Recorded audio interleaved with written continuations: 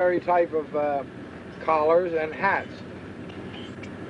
And at 8:10 or 8 o'clock in the morning or 7:30, they could have been moving from their quarters to the Grand Salon for mess, and a submarine with periscope sees a great deal of 300 or 400 officers and doctors moving in that area, could have mistakenly taken them for military personnel. And being a hospital ship, on those grounds, attacked by torpedo. Because this ship is clearly marked. You should see between the number 1 and number 2 funnel, she had a red cross, a green cross that was illuminated at night by 500 bulbs. Again, the Soucoupe is readied for descent, this time as guardian of the divers exploring the wreck.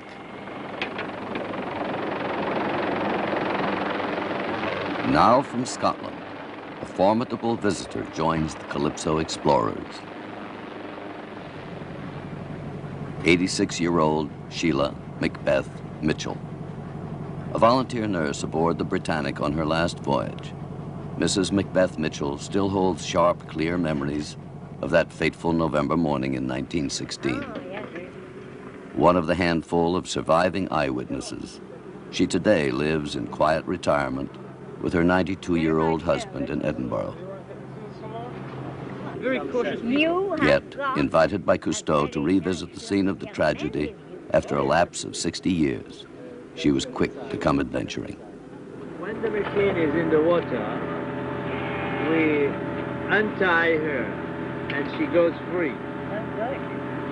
And she's propelled by jets, water jets. And here on the rear you have a big block of land that is a safety weight in case of emergency only. To drop that and come back to the surface.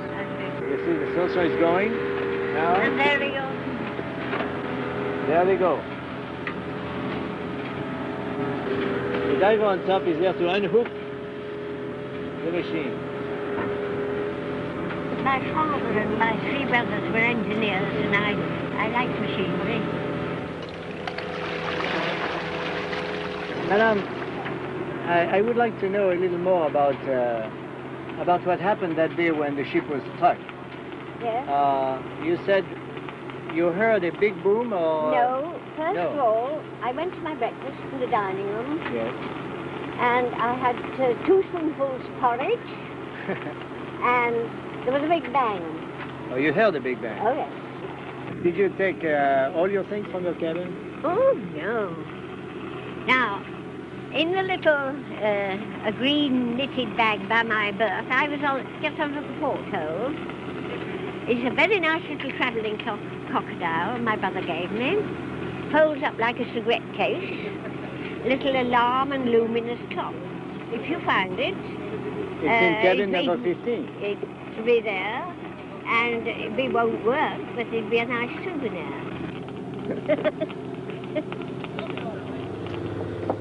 The first team of divers, Raymond Call, Yvon Jacoletto, and Van Dan, prepares for descent. A veteran specialist in deep diving, Dr. Pierre Cabarrou stands by, a constant, vigilant presence.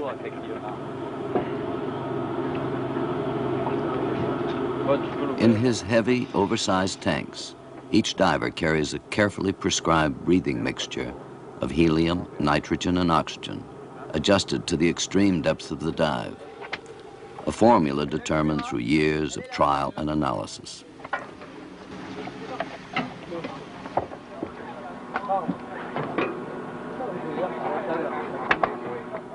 In coming days, with Falco, Patrick Delamotte, and Captain Cousteau himself, the Calypso team will make no fewer than 68 manned dives to search the Britannic.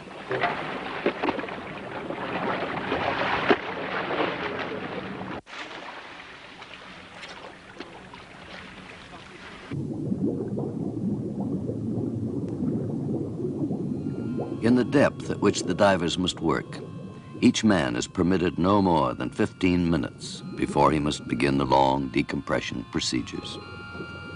Because the minutes are counted from the moment of submersion, the divers drop swiftly downward.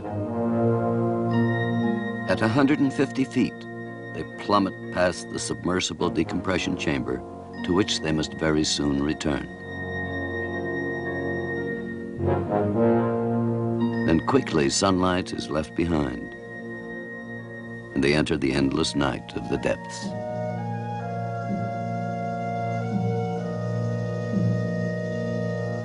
Like a familiar friend in this alien world, the lights of the soucoupe glow in the darkness of the bottom. Through the open hatch of the aft hold, the divers penetrate deep into the ship's inner recesses. A ghostly presence from the world of air and sunlight, the corpse of the great liner now belongs to another element. Whatever secrets of past wars or holds contain, they have little meaning here. Now, in the dark, still depths, she has been taken over by other struggles, other occupants. The crab and the sea worm, the algae and the sponge. But the holds reveal no weapons.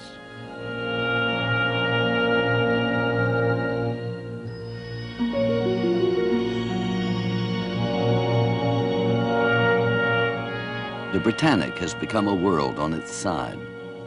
Her decks have become walls. Doorways and portholes gape where floors ought to be.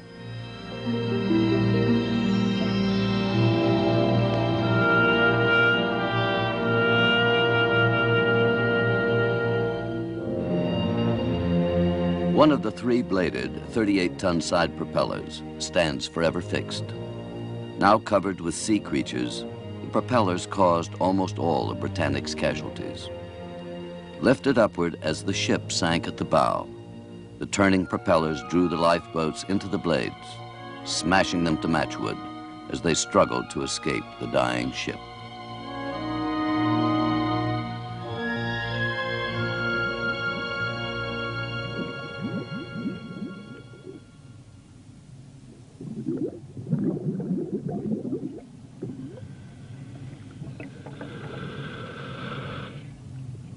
Less visible than the barnacles and sea growth that cover everything, 1,000 vignettes of human survival still cling to the wreck.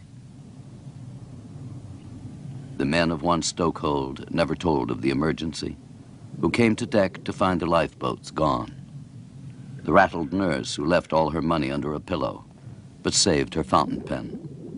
16-year-old Boy Scout Edward Ireland, who worked with the captain on the bridge until forcibly carried to a lifeboat.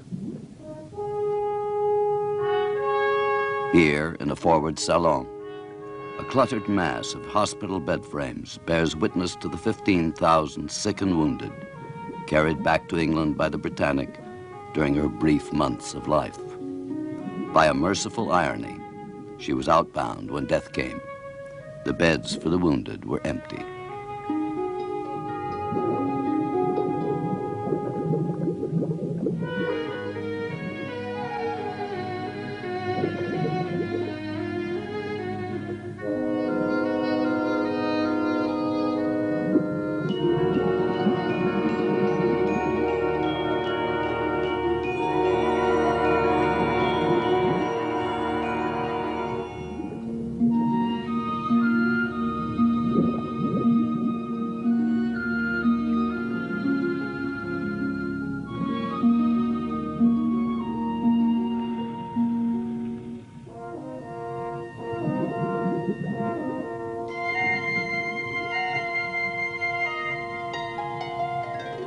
Here at the bridge, Captain Bartlett once fought vainly to beach his sinking ship. Then, at last assured that no one was left aboard, he stepped calmly into the sea, was later picked up by a circling launch.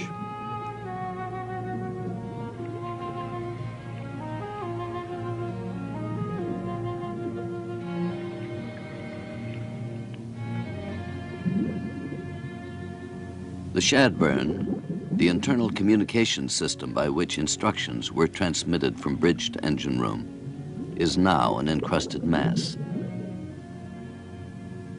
Over it came the command for the last futile attempt to beach the Britannic.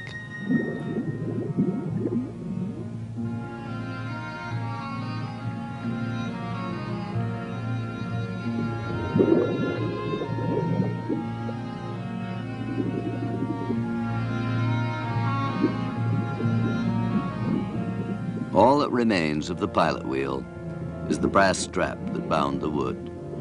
The handholds and the wheel itself have long since rotted away.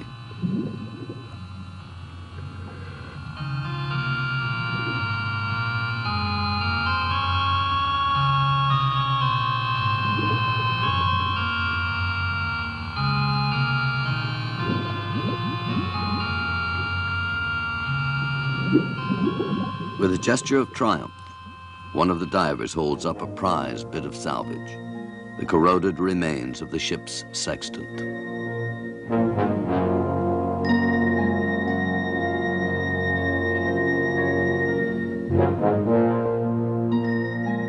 Near the bridge, in the comparative luxury of his rank, lived Captain Bartlett during the brief tenure of his command.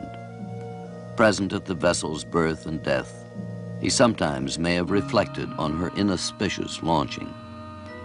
Born into war, the queen of Britain's luxury liners was committed to the sea without ceremony or christening. In the words of one disgruntled workman, they just builds her and shoves her in.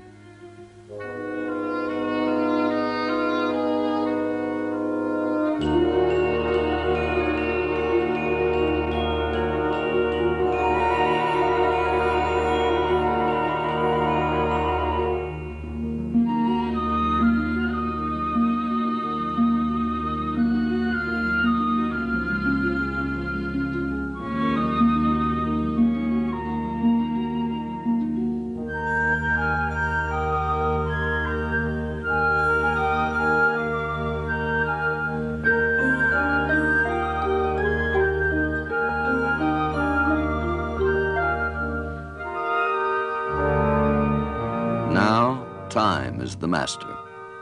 On each descent, after 15 minutes exactly, the divers exchange signals and begin their slow, laborious return.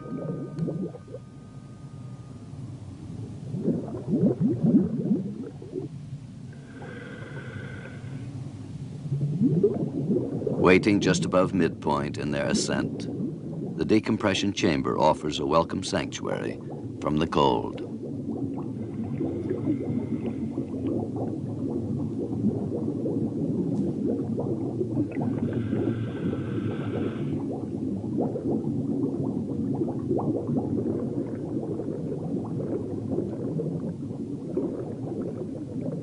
Helped by the service divers sent down from the Calypso, the deep divers remove their cumbersome heliox tanks and place them in racks on the side of the metal bell. At last, releasing the mouthpieces of their breathing hoses, they glide through